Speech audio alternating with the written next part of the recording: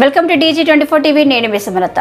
Station Ghanpur నియోజకవర్గంలోని గన్పూర్ భారత రాష్ట్ర సమితి పార్టీ ఆధ్వర్యంలో స్థానిక ఎమ్మెల్యే కడియం శ్రీహరి నేతృత్వంలో కార్యకర్తలు పెద్ద ఎత్తున రాస్తారోకో నిర్వహించారు.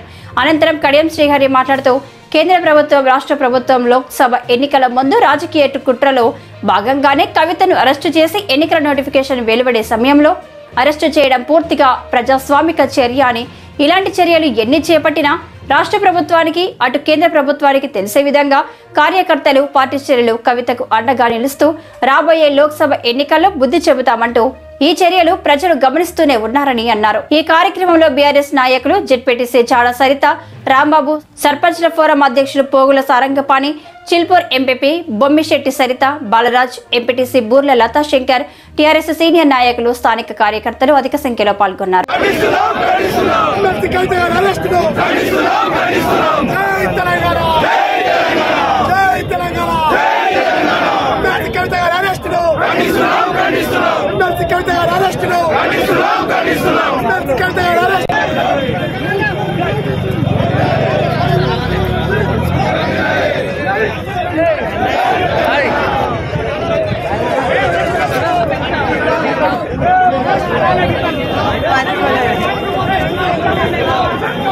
నరేంద్ర మోడీ గారు సికింద్రాబాద్ లో ఎన్నికల ప్రచారంలో పాల్గొన్నారు.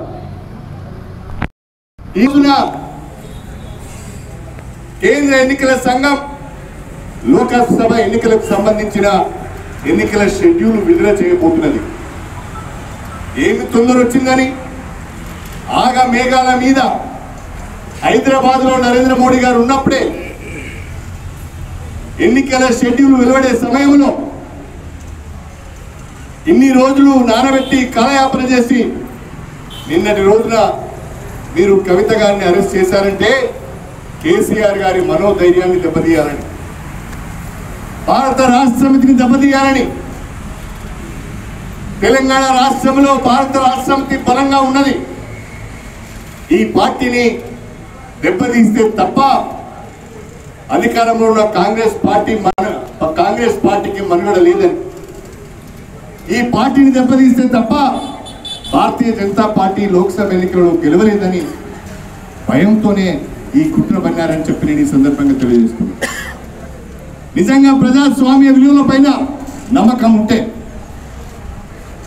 వ్యవస్థల పైన నమ్మకం ఉంటే ఇంత దారుణంగా కేంద్ర ప్రభుత్వము ఈడీని, ఐటీని, సిబిఐని ప్రత్యర్థుల మీదకి ఉసిగొల్పి దాడులు చేయవలసిన అవసరం లేదు.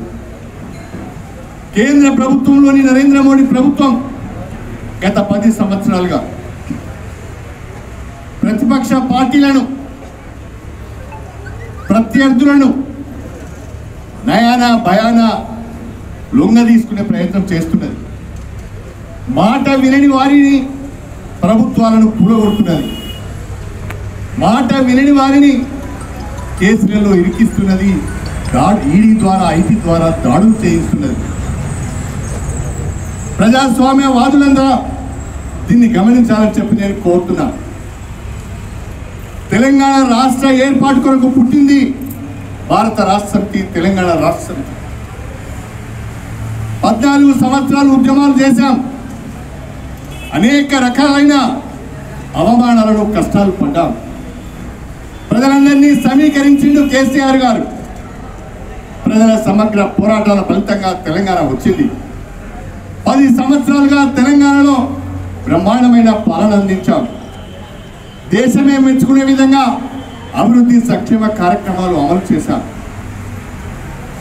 మొన్నటి ఎన్నికలలో టూహోలు చేస్తూ, ప్రలోభాలకు గురి చేస్తూ, పార్టీలోకి తీసుకొని వాళ్ళకి టికెట్లు ఇస్తూ మరొక వైపు కల్వకుంట్ల కవిత గారిని అరెస్ట్ చేశారు.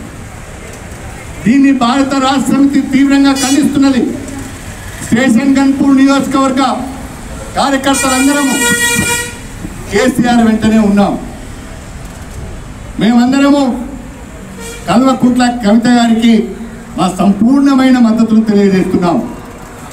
కేంద్ర ప్రభుత్వము, రాష్ట్ర ప్రభుత్వము ఎన్ని ఇబ్బందులు కల్పించినా, ఎన్ని అవమానాలకు గురి చేసినా ప్రతిపక్షంగా ప్రజల పక్షాన ఉంటాం, ప్రజల పక్షాన మా గొంతు విప్పుతాం, ప్రభుత్వానికి వ్యతిరేకంగా ఉద్యమాలు చేస్తాం, ప్రజలను సమీకరిస్తాం, అంతే తప్ప మీ దాడులకు భయపడే ప్రసక్తే లేదు అని చెప్పి నేను ఈ సందర్భంగా తెలియజేస్తున్నా.